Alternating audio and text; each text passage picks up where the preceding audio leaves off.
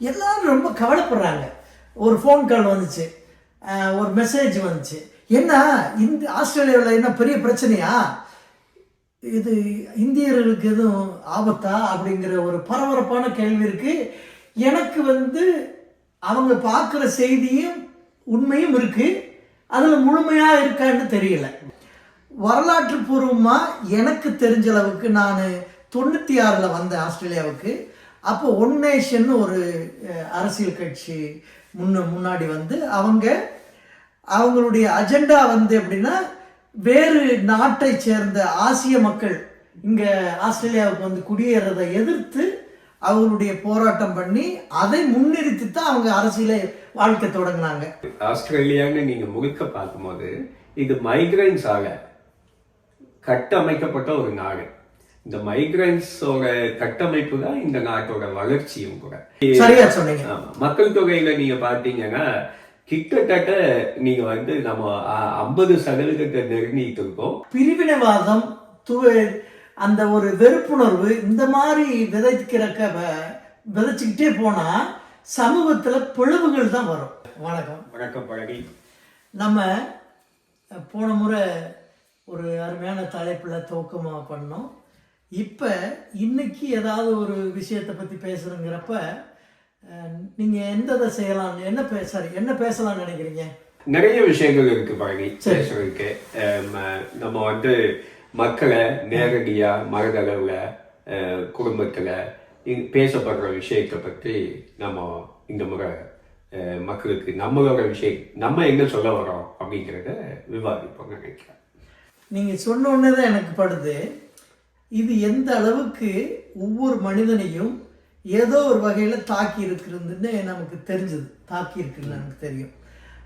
அது மட்டும் இல்ல, ஆஸ்திரேலியாவில் இருக்கிற மைக்ரண்ட் பாப்புலேஷன் இங்கே குடியேறியவர்களுக்கு மட்டும் இல்லாம மற்ற உலகத்தில் இருக்கிறவங்க, இந்தியாவில் இருக்கிறவங்க, மற்ற நாடுகளில் இருக்கிறவங்களுக்கும் என்ன மாதிரி மனநிலை இருக்குன்னு சொல்றதை பார்க்கலாம். அப்புறம் அரசு, இந்த ஆளும் அரசினுடைய நிலைப்பாடு என்ன, யதார்த்தம் என்னங்கிறத நம்ம பேசலாம்னு நானும் நினைக்கிறேன். நல்லது. அந்த விஷயங்கள் மக்களுக்கு கொண்டு செல்ல வேண்டிய ஒரு விஷயம். ஆமா, நிச்சயமா. இப்போ அரசாங்கம் அரசாங்கத்தோட நிலைப்பாடு மக்களுக்கு கண்டிப்பா தெரியணும். அது முக்கியமா மைக்ரண்ட் கம்யூனிட்டி, குடிநுழைவு வீசா மூலமாக வந்தவர்கள் இங்க என்ன கான்ட்ரிபியூஷன் பண்றாங்கன்னு நம்ம பேசுவோம். இப்ப எனக்கு இப்படி பார்க்குறப்ப இமிகிரேஷன் மைக்ரேஷனை பத்தி என்னுடைய சின்ன வயசுல எப்படி தோணுச்சுன்ற விஷயத்தையும் லைட்டா சொன்னோம்னா, உங்களுக்கும் ஒரு மாற்றங்கள் இருந்திருக்கு. உங்க சொந்த ஊர்ல இருந்து சென்னைக்கு குடியேற வேண்டிய நிலைமை இருந்தது. அதுவும் முக்கியம் நினைக்கிறேன். நான் கிழக்கு சீமைங்கிறது மதுரை மாவட்டத்தில் உசிலம்பட்டி பகுதியை சொல்லுவோம். மேகாடுன்னா மேற்க இருக்கிற இன்னொரு நாடு, அதுன்னா தேனி, அந்த பகுதியில் இருக்கிறவங்கள பற்றி பேசுவோம். தேனிக்கும் உசிலம்பட்டிக்கு 40 கிலோமீட்டர் தான். ஒரு சமூகத்தில் கிழக்கு சீமை மேகாடுங்கிறதெல்லாம் வழக்கத்தில் இருந்தது. ஒவ்வொரு குடும்பமும் ஒவ்வொரு சமூகமும் ஒரு பகுதியில் வாழ்கிறப்ப ஒரு 50 கிலோமீட்டருக்கு போகிறதவே ரொம்ப தூரமாக நினைப்பாங்க. ஒரு நடந்து போகிற தூரம், மாட்டு வண்டியில் போகிற தூரம், நம்மளுக்கு ஏதாவது வகையில் விரைவாக சேர்ந்து அவங்கள பார்க்குறது மாதிரி இருந்தால் தான் அந்த இதில் கல்யாணம் பண்ணி கொடுப்பாங்க, பொண்ணு எடுப்பாங்க. இந்த மாதிரி தான் உறவுகள் இருந்திருக்கு பொதுவாக. இப்போ நான்லாம் கொஞ்சம் வளர்றது வரைக்கும் ஒரு 10 கிலோமீட்டருக்கு கூட போகிறதுன்னா ரொம்ப நாளாச்சு போகிறதுக்கு. பள்ளிக்கூடம் படிக்கிறப்ப தான் 6வதுலேருந்து கொஞ்சம் அதிகமாக போனேன்னு வச்சுக்கோங்களேன். அதுக்கப்புறம் ஒரு மேல்நிலை படிக்கிறது வரைக்கும் இருந்த மதுரை மாவட்டத்தில். அதுக்கப்புறம் தான் இந்தியாவுடைய பல்வேறு பகுதிகள், மகாராஷ்டிரா, குஜராத், பீகார், ராஜஸ்தான், டெல்லி, இப்படி பல்வேறு மாநிலங்களுக்கு போக வேண்டியதாக போச்சு. அப்புறம் இப்போ ஆஸ்திரேலியாவில் இப்போ கிட்டத்தட்ட 30 வருடங்கள் ஆக போகுது. என்னுடைய வாழ்க்கையில் ஒரு பகுதி இந்தியாவிலையும் ஒரு பகுதி ஆஸ்திரேலியாவை 2 பிரித்து சமம் போட்டோம்னா அந்த மாதிரி இருக்குது என்னுடையது. உங்களை பத்தி சொல்லுங்களேன். பிறகு எங்களோட குடும்பம் வந்து அப்பா அம்மா மதுரையை சேர்ந்தவங்க. மதுரையில இருந்து அப்பா வந்து வேலைக்காக சென்னைக்கு வந்து சென்னையில தான் நான் பிறந்தேன். பிறகு நம்ம மதுரைக்கும் சென்னைக்கும் வந்துதான் அதிகப்படியான பயணங்கள் பள்ளிக்கூட பருவத்தில். அதுக்கப்புறம் நம்ம படிச்சு வேலைக்கு போறோம். எங்களுக்கு ஒரு வாய்ப்பு கிடைக்குது, சிங்கப்பூர்ல எனக்கு ஒரு வாய்ப்பு கிடைச்சது. சிங்கப்பூர்ல போய் ஒரு 6 வருடம் பணிபுரிஞ்சேன். அப்பதான் வந்து சிங்கப்பூர் ஏர்போர்ட்ல முதல் முறையா நான் வெளிநாடு இறங்கும் போது அங்க ஒரு தமிழ்ல வந்து பலகைகள் இருக்கிறது. ஆமா, எனக்கு ஒரு ரொம்ப சந்தோஷம் வந்தது. என்னன்னு கேட்டா, நம்ம போறதுக்கு முன்னாடி மொழி நம்ம வரவேற்கிறதுக்கு போயிடுச்சு. இந்த மைக்ரேஷன் வந்து மூலமா பல மொழிகள் தெரிஞ்சுக்கிறதுக்கு உண்டான ஒரு வாய்ப்பு அமைஞ்சிருக்கு சிங்கப்பூர். அப்போ ஒரு சமூகம் மட்டும் போறதில்ல, ஒரு மொழி அடையாளம், ஒரு ஒட்டுமொத்தமான ஒரு புதிய நிலையை அங்க உருவாகுதுல்ல. நிச்சயமா நம்ம இந்த மைக்ரேஷன் அப்படிங்கிற வார்த்தையே வந்து பறவைகள் நமக்கு வந்தது. மனிதர்கள் வந்து மைக்ரேட் ஆகிறதுக்கு முன்னாடி பறவைகள் தான் வந்து கண்டம் விட்டு கண்டம், நாடு விட்டு நாடு போய் அந்த மக்களுக்கு வந்து அதை சொல்லி கொடுத்துன்ற மாதிரி தெரியுது. இன்னைக்கு அந்த மக்கள் அதை பயன்படுத்தி இன்னைக்கு பறவைகளோட வாழ்ந்த வாழ்க்கையை இன்னும் மனிதர்கள் வந்து பறந்துட்டுக்கிட்டாங்க ஒவ்வொரு நாடுக்கும். இப்ப பறவைகள்னு எனக்கு எவ்வளவு டக்குன்னு மனசுல பட்டதுன்னா, பறவைகள் இல்லைன்னா இத்தனை விதமான மரம், செடி, கொடிகள், விதைகள் இப்படிலாம் பரவுறதுக்கு வாய்ப்பு இருக்கா ஒண்ணு. அதே மாதிரி காற்று, நீர் இப்படியும் போயிருக்குல்ல. அப்போ எத்தனையோ விதமான நன்மை இருக்கு. இதெல்லாம் நினைக்கிறப்ப எனக்கு என்னன்னா, எல்லாரும் ரொம்ப கவலைப்படுறாங்க. ஒரு ஃபோன் கால் வந்துச்சு, ஒரு மெசேஜ் வந்துச்சு. என்ன இந்த ஆஸ்திரேலியாவில் என்ன பெரிய பிரச்சனையா, இது இந்தியர்களுக்கு எதுவும் ஆபத்தா அப்படிங்கிற ஒரு பரபரப்பான கேள்வி இருக்கு. எனக்கு வந்து அவங்க பார்க்குற செய்தியும் உண்மையும் இருக்கு, அதில் முழுமையாக இருக்கான்னு தெரியல. அது ஒரு பக்கம். இதில் வரலாற்று பூர்வமாகவும் சொல்லணும்னு நினைக்கிறேன். அதுக்கப்புறம் நீங்கள் உங்களுடைய கருத்துக்களை சொல்லுங்கள்.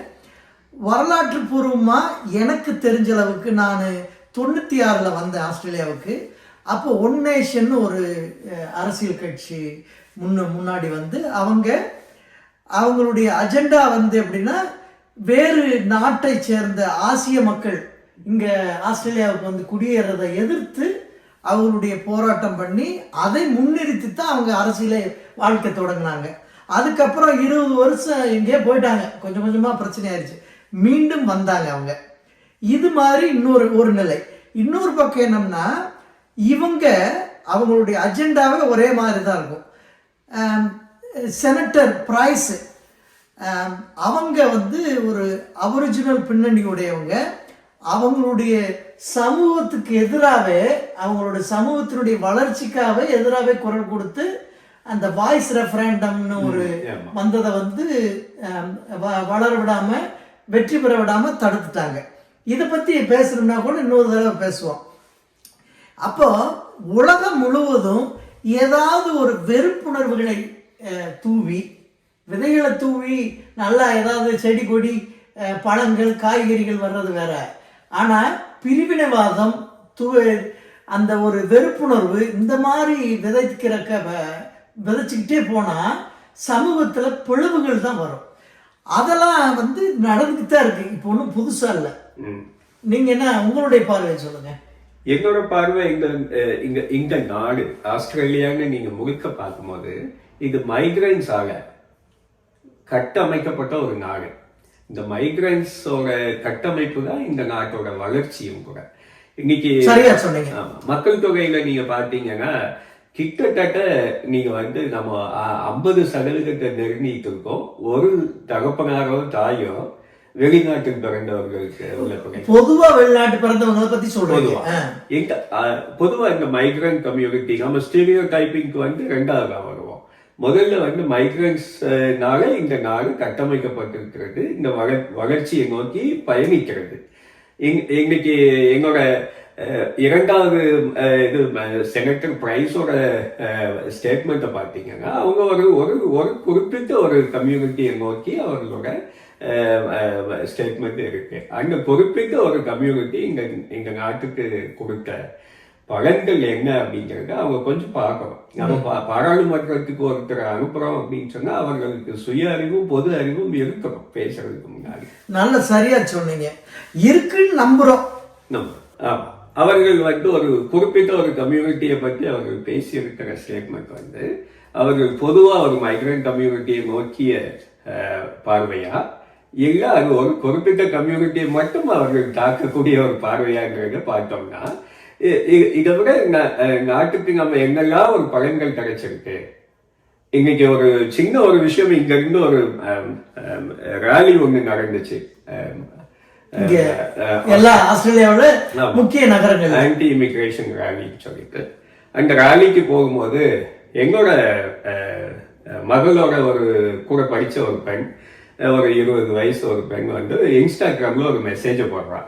எங்கன்னு கேட்டா, நீங்க கிளம்பும் போது இந்த ரேலிக்கு போகணும்னு நினைச்சீங்கன்னா கிளம்பும் போது வீட்டுல இருந்து கிளம்பி ரயில்வே ஸ்டேஷன் போனவங்க அங்க ரயில்வே ஸ்டேஷனை யாரு சுத்தம் பண்றான்னு பாருங்க, டாய்லெட் மது கொண்டு. அதுக்கப்புறம் நீங்க சிந்திக்க வேண்டிய, ஆமா, உங்களுக்கு ட்ரெயின் வருது, அந்த ட்ரெயினை யாரு ஓட்டிட்டு வரான்னு பாருங்க. அதுக்கப்புறம் உள்ள போய் உட்கார்ந்ததுக்கு அப்புறம் அந்த ட்ரெயினை பயன்படுத்துற ஒரு பயணிகள் யாரெல்லாம்னு உங்க கம்பார்ட்மெண்ட்ல பாருங்க. அதுக்கப்புறம் சென்ட்ரல் ஸ்டேஷன்ல இறந்தவங்க ஒரு டீ கடைக்கு போய் ஒரு தேநீர் குடிங்க, அந்த தேநீர் யார் உங்களுக்கு போட்டு தரான்னு பாருங்க. அங்க கடை வச்சிருக்கிறவங்க பசி வரும், நீங்க போய் ஏதாவது பிரேக்ஃபாஸ்ட் சாப்பிடுவீங்க, அந்த கடை யாரு நடத்துறான்னு பாருங்க. அதுக்கப்புறம் உங்களுக்கு ஒரு பொது அறிவும் சுய அறிவும் இருந்தா நீங்க அந்த ரேலிக்கு போங்க அப்படின்றது அவங்களோட இன்ஸ்டாகிராம் மெசேஜ், அவங்களுடைய கருத்து. ஆமா, 20 வயசு சிந்திக்க வேண்டிய விஷயம். நிச்சயமா அந்த சிந்தனை ஒவ்வொருத்தருக்கும் வர வேண்டும். அது முக்கியமா இந்த பாராளுமன்றத்துல நம்மளை ரெப்ரசன்ட் பண்றதுக்காக அனுப்பப்பட்ட பிரதிநிதிகளுக்கு நிச்சயமா வேணும். அப்படி இல்லைன்னா அந்த பொறுப்புக்கு அவர்கள் தகுதி இல்லாதவர்கள் என்பது என்னுடைய தனிப்பட்ட கருத்து. நீங்க நல்ல அருமையா விளக்கம் சொன்னீங்க. இப்ப மைக்ரேஷனுடைய நன்மைகள் நீங்க ஒரு ரத்தன சுருக்கமா சொன்னீங்க, அதோட நிக்கல மைக்ரேஷன். இப்ப இந்த நாட்டினுடைய பல்கலைக்கழகங்கள் ஹையர் எஜுகேஷன் படிக்கிறது எல்லாமே மைக்ரண்ட் வந்தாங்கன்னா அவங்க அவங்களுடைய படிப்பறிவு பின்னாடி இருக்கிற எல்லாத்தையும் கொண்டு வரதில்ல, ஸ்கில்ஸ் மட்டும். இங்க அவங்களுடைய பணத்தை எடுத்துட்டு இந்த நாட்டுக்கு கொடுத்து அவங்க கல்வி கற்றுக்கிறாங்க. அதுவே இது மிகப்பெரிய ஒரு இன்வெஸ்ட்மெண்ட் ஆஸ்திரேலியாவுக்கு. அதோடு மட்டுமில்ல, ஸ்கில்டு மைக்ரண்ட் உங்களுக்கு தெரியும், இமிகிரேஷனை பத்தி உங்களுக்கு நல்லாவே தெரியும். ஸ்கில்டு மைக்ரண்ட் எல்லாமே ஒவ்வொரு நாட்டிலையும் அவங்க நல்லா படிச்சு அருமையான, அதை கிரீமி லேயர் சொல்லும்ல, ஒரு நாட்டிலையும் நல்ல ஹைலி குவாலிஃபைடு பீப்புள் போறான், டேலண்டட் பீப்புள் போறான். அந்த ஊர்ல கிடைச்ச கல்வியை வச்சு அவங்க பெற்றோர்கள் கொடுத்த பணத்துல செலவுல இருந்து படிச்சு தாங்கள் இங்க வேலைக்கு வர்றாங்க. வேலைக்கு வர்றதெல்லாம் அவ்வளவு ஈஸி இல்லை. ஒருத்தர் திறமை இருந்தா மட்டுமே தான் சாதிக்க முடியும், உங்களுக்கு நல்லாவே தெரியும். அப்போ டாக்டர்ஸு, என்ஜினியர்ஸு, அக்கௌண்டன்ட்டு, சோஷியல் ஒர்க்கர், இப்போ நீங்கள் சொன்னது மாதிரி ஒவ்வொரு துறையில் இருக்கிறவங்க, டெக்னிக்கலாக இருக்குல்ல, பல்வேறு தொழில்நுட்ப வளர்ச்சியில் இருக்கிற இண்டஸ்ட்ரியலில், இப்படி எந்த இடத்துல போனாலும் அந்த மைக்ரண்ட்டுடைய கான்ட்ரிபியூஷன் இன்றியமையாதது. அதை நீங்கள் எடுத்து கூட தனியாக பார்க்க முடியாது. இதுக்கு இப்படி பார்க்குறப்ப எனக்கு திடீர்னு ஒரு நாள் தோணுச்சு. என்ன தோணுச்சுன்னா, இந்த வந்தவங்களில் ஒரு குறிப்பிட்ட சமூகம் மட்டும், உதாரணத்துக்கு இந்திய சமூகம் முழுக்க, ஆஸ்திரேலியா முழுக்க ஒரு நாள் வேலை நிறுத்தம் செய்கிறாங்கன்ற ஒரு கேள்விதான். நான் சொல்லல, செய்கிறாங்கன்னு வச்சுக்கோங்க. ஆஸ்திரேலியாவின் நிலைமை என்ன ஆகும்? இதை நீங்களே சிந்திச்சு பார்த்துக்குங்க. அவ்வளவு முக்கியமான பொறுப்புகளில் இருக்கிறாங்க. இந்த நாட்டினுடைய வளர்ச்சிக்கு நல்லா பங்கெடுத்துக்கிறாங்க. உங்களுக்கு தெரியும், ஆஸ்திரேலியாவுடைய பிரதமர் ஆந்தனி ஆல்பனீஸ் அவங்கெல்லாம் தெளிவாகவே சொல்லிட்டாங்க, மைக்ரண்ட்டுடைய பங்கு மிகப்பெரிய அளவில் இருக்கு, அதுவும் இந்திய மைக்ரண்ட் ரொம்ப சிறப்பானது அப்படின்னு சொன்னாங்க. அதே மாதிரி எதிர்கட்சி தலைவரும் அதுல உடன்பட்டு அவங்களுடைய முக்கியத்துவம் சொன்னாங்க. அரசின் நிலைப்பாடு பிரைம் மினிஸ்டர் ரொம்ப அழகா சொல்லிட்டாரு. இங்க ஃபர்ஸ்ட் நேஷன்ஸ் பீப்புளை தவிர மிச்சம் எல்லாருமே மைக்ரேட்ஸ் ஆர் டெசெண்டன்ஸ் ஆஃப் மைக்ரேட்ஸ். இந்த 2 கேட்டகரிக்குள்ளதான் நீங்க யாரு யூரோப்பியனா இருக்கட்டும், ஏசியனா இருக்கட்டும், யாரா இருக்கட்டும், அதுக்குள்ளதான் வரும். ஏங்க ஃபர்ஸ்ட் நேஷன்ஸ் பீப்புள் தவிர. ஸோ இது வெறும் தெளிவா அரசின் நிலைப்பாக அவர் வந்து சொல்லிட்டாரு. இந்த ஸ்கில்டு மைக்ரேஷன் அப்படின்னு சொல்லும் போது அவர்களோட கான்ட்ரிபியூஷன் அழகா சொன்னீங்க நீங்க. அவர்களோட கான்ட்ரிபியூஷன் வந்து ஒரு நாட்டோட பிரெயின் ஆஸ்திரேலியாவோட பிரெயின் கெயின். இங்க வரும்போதே இந்த ஆஸ்திரேலியா நாட்டுக்கு வந்து ஒரு மைக்ரண்ட் வந்து ஒரு கெயின் அப்படிங்கிற வார்த்தையை தான் கொண்டு வராங்க. ஆனா இவர்கள் எங்க ஒரு யோசனையில இருக்காங்க, ஒரு சுய சிந்தனை இருக்காங்கன்னு தெரியல. ஒரு அரசாங்கம் ஒரு கட்சியை தாக்குறதுக்காக ஒரு கம்யூனிட்டியை வந்து தாக்கி இருக்காங்க அவங்க. ஆனா அந்த விஷயம் நீங்க உன்னிப்பா கவனிச்சு பாத்தீங்கன்னா, லேபர் கவர்மெண்ட் வந்து இது செகண்ட் டேர்ம் ஆரம்பிச்சிருக்கு. பெடரல் கவர்மெண்டோட டேர்ம் வந்து 3 வருஷம். இது 4வது வருஷம் முடியல. இப்போ எந்த ஒரு பெர்மனன்ட் ரெசிடென்ட் இந்த ஊருக்கு வந்து அவன் சிட்டிசன் ஆகிறதுக்கு 5 வருஷம் ஆகும். இன்னும் இப்போ வாக்களிச்ச எல்லாருமே லிபரல் கவர்மெண்டாக கொண்டு வரப்பட்டவர்கள் தான். அப்படி பார்த்தோம். சரிங்களா? இப்ப மைக்ரேஷன் வந்து there is no nationality பேஸா எதுவுமே கிடையாது. எல்லாம் points base, skill base, criteria பண்ணுவாங்கல்ல. அப்படி இருக்கும்போது இவர்களோட ஸ்டேட்மெண்ட் வந்து எவ்வளவு சுயசிந்தனை இல்லாத ஒரு அறிக்கையா இருக்கும் அப்படின்னு யோசிச்சு பார்த்தா, இவர்கள் எல்லாம் நம்ம பாராளுமன்றத்துக்கு அனுப்பிய மக்கள் வந்து கவலைப்பட வேண்டியவர்கள் தான். இல்ல, நீங்க நல்லா அழகா சொல்றீங்க.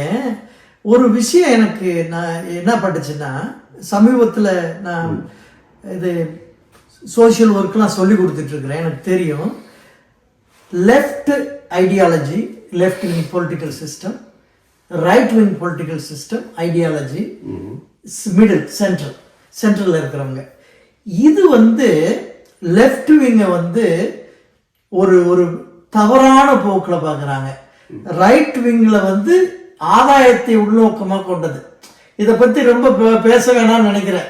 ஏன்னா ரொம்ப வந்து உள்ள போனோம்னா ரொம்ப அசிங்கமா அழுக்குகளா வர ஆரம்பிச்சிடும். அப்புறம் தேவையில்லாதது வரும். அந்த இது வந்து இந்த மாதிரி இருக்கு. எப்பயாவது ஓய்வா இருந்தா, இப்ப இது ஏதாவது ஒரு பிரச்சனை கிளப்பி விட்டோம்னா அடுத்தவனுக்கு ஒரு உற்சாகமாயிரும், கொண்டாட்டம். இது வந்து நடக்குது. இப்ப என்ன பண்றாங்கன்னா, இந்த ஐடியாலஜி வச்சு left wing, right wing political சிஸ்டத்தை வச்சு வியாபாரம் பண்றாங்க நிறைய பேர். இப்ப இதை வந்து மெயின் ஸ்ட்ரீம் மீடியாவெல்லாம் அழகாங்கிறத விட ரொம்ப வந்து அவங்க இதுல கவர் பண்ணி எல்லாம் போட்டாங்க. எனக்கு கூட தோணுச்சு, எதுக்கு இவ்வளவு வேலையை பண்றாங்க இவங்க? இப்ப நிறைய இது பின்னணி உள்ள பொருளாதாரத்தை முக்கியத்துவம் பண்ணி ஆதாயம் தேடுறவங்க எல்லாருமே ரைட் விங்ல இருப்பாங்க. மக்கள் சமூகத்தை அதிகமா நினைக்கிறவங்க லெஃப்ட் விங்ல இருப்பாங்க. ஆமா, சென்ட்ரல்ல இருக்கிறவங்க அங்கேயும் போவாங்க, இங்கேயும் போய் மாட்டிக்கிட்டு கொஞ்சம் தத்தளிக்குன்னு வச்சுக்கோங்களேன். இது என்னுடைய பார்வை. இப்படி பல்வேறு சில பின்னணிகள்லாம் இதை வந்து இன்ஃப்ளூயன்ஸ் பண்ணி பிரச்சனை ஆக்கியிருக்கும் நினைக்கிறேன் நான். உண்மைதான். அது சித்தாந்த அடிப்படையில வந்து வெவ்வேறு கட்சிகள் செயல்பட்டு இருக்கு, மீடியா அதுக்கு பின்னாடி இருக்காங்க. இதெல்லாம் உண்மைதான்.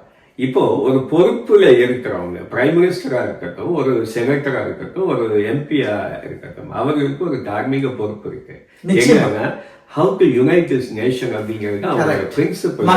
மக்களை நீங்க ஒரு தொகுதியில கூட நீங்க நின்று ஜெயிச்சுட்டீங்கன்னு வச்சுக்கோங்க, ஒரு கட்சி சார்பா ஜெயிச்சிருப்பீங்க. ஆனா ஜெயிச்சதுக்கு அப்புறம் நீங்க வந்து ஒரு பொதுவான ஆளாயிருவீங்க, அந்த மக்களுக்கு சேவை செய்யணும். ஆனா இவர்கள் அந்த ஒரு அடிப்படை இதுல இருந்து தவறி போய் நாட்டை எப்படி பிளவுபடுத்துறது, how to divide our nation, immigration, anti immigration, இப்படி மைக்ரன்ஸ், இந்த மாதிரி ஒரு கம்யூனிட்டியை வந்து டிவைட் பண்ற விஷயத்துல இவர்கள் கவனம் செலுத்துறது வந்து ரொம்ப வருத்தக்கூடிய விஷயம். இவர்களை வந்து நம்ம ஒரு முக்கியத்துவம் கொடுக்காம இருக்கிறது. இவர்களோட அறிக்கை வந்து இவர்களோட தனிப்பட்ட அறிக்கையா நம்ம கொண்டு போகணுமே தவிர எந்த ஒரு கட்சியும் இதுக்காக கண்டிப்பா சப்போர்ட் பண்ண மாட்டாங்கன்னு நினைக்கிறேன். இப்ப ஆஸ்திரேலியாவில் இருக்கிற பெரும்பான்மையான மக்களுக்கு தெரியும் மைக்ரேஷனால ஏற்படுற நன்மைகள். அதே மாதிரி இந்த நாட்டுக்கு தேவையான ரிசோர்சஸ், ஸ்கில் வந்து தேவைப்படுது. அதெல்லாம் உண்மை.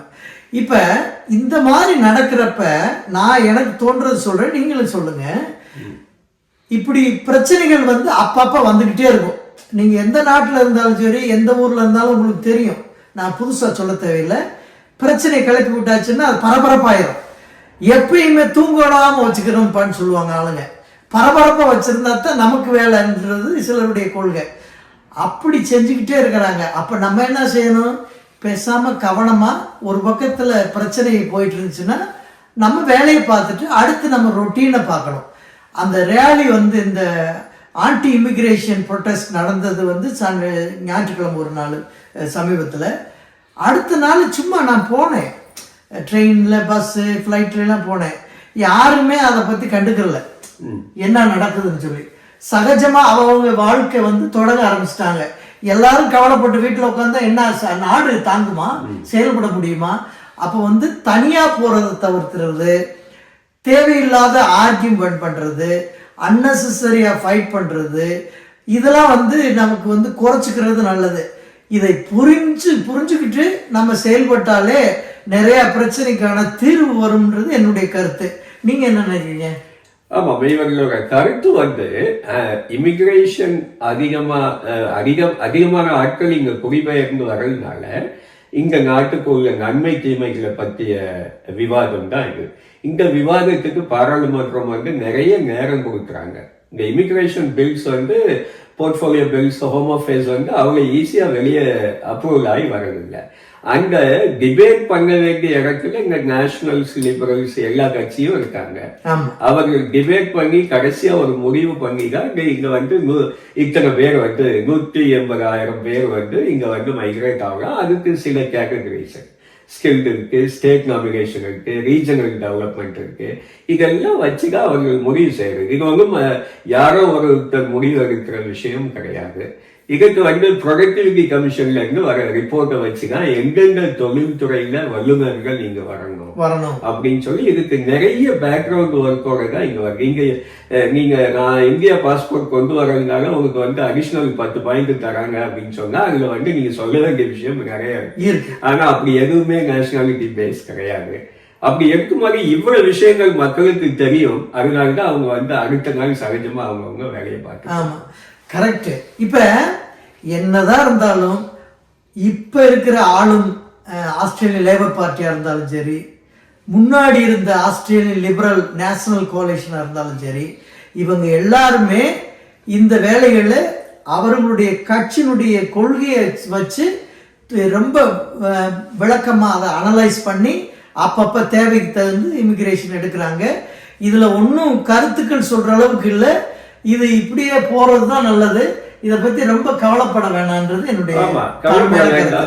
எல்லாரும் மனசுல ஒரு விஷயத்த பதிவு பண்ணிக்கணும். என்னன்னா ஆஸ்திரேலியால வந்து இட்ஸ் மைக்ரேட் நேஷன். அதுல எந்த ஒரு இது கருத்து வேறுபாடு கிடையாது. இன்னைக்கு ஏஜிங் பாப்புலேஷன் உள்ள நாடு இருக்கு. ஏஜிங் பாப்புலேஷனை ரீப்ளேஸ் பண்றதுக்கு வந்து நீங்க பேபி பூமர்ஸ் வந்து இருக்கலாம். அவர்களோட நாட்டுக்கு செய்ய வேண்டியது வந்து ஒரு 25 வருஷம் கழிச்சு. அந்த 25 வருஷத்துல நீங்க என்னெல்லாம் செய்யணுங்கிறது அரசாங்கம் முடிவு பண்ணி தான் செய்யறாங்க. இப்படி செஞ்சுட்டு இருக்கும்போது ஒரு ஏஜ் கேட் செக்டார்ல போய் பார்த்தீங்கன்னா 50-60% மேல மைக்ரன்ஸ் இல்லைன்னா இங்க வயதானவங்களை பார்த்துக்க முடியாது. உண்மை. அப்போ எப்படி யாரு என்னென்ன பேசினாலும் இந்த நாட்டுக்கு மைக்ரேஷனுடைய அவசியமும் தேவையும் நிறைய இருக்கு. இதை தவிர்க்க முடியாது. அப்போ இத பத்தி ரொம்ப டைம் எடுத்து விவாதம் பண்றதை விட அவங்க வேலையை பார்த்துட்டு போனாலே சிறப்பா இருக்கும். இத முன்னாடி வச்சு நிறைய காரியம் சாதிக்கிறாங்க. இப்ப நீங்க பாத்தீங்கன்னாலே தெரியும், நிறைய பேர் இதை நல்லபடியா எல்லாரும் யோசிச்சுட்டு அவங்க வேலையை சிறப்பா செய்வோம். பயப்படுற அளவுக்குலாம் இல்லை. ஆஸ்திரேலிய அரசாங்கம் வந்து என்னைக்குமே மைக்ரேஷனுடைய நன்மைகளை தெளிவா புரிஞ்சிருக்கு. இந்த மைக்ரேஷன் வந்து நாட்டோட தேவைகளுக்காக அமைக்கப்படுற ஒரு இதுதான். அதுல நிறைய இப்போ நான் இமிகிரேஷன்ல படிச்சுட்டு 15 வருஷமா இந்த துறையில பயணிச்சுட்டு இருக்கேன். கோடிக்கணக்கான பணங்களை கொட்டுறதுக்கு ரெடியா இருக்காங்க. ஆனா அவர்கள்லாம் இங்க வர முடியாது. ஏன்னா இந்த நாட்டுக்கு என்ன தேவைங்கிறது இந்த மைக்ரேஷன் லா டிஃபைன் பண்ணி. ஆமா, அந்த டெஃபினிஷனுக்குள்ள இருக்கிறவங்க தான் இங்க அப்ளை பண்ணி வர முடியும். சும்மா சாதாரணமாலாம் ஆஸ்திரேலியாவுக்கு வந்துட்டு தங்கி வேலையை எடுக்கிறதெல்லாம் முடியாத காரியம். எதுக்கு அப்போ இப்ப இதை வந்து இப்படியே முடிச்சுக்கிறது தான் நல்லது நினைக்கிறேன்.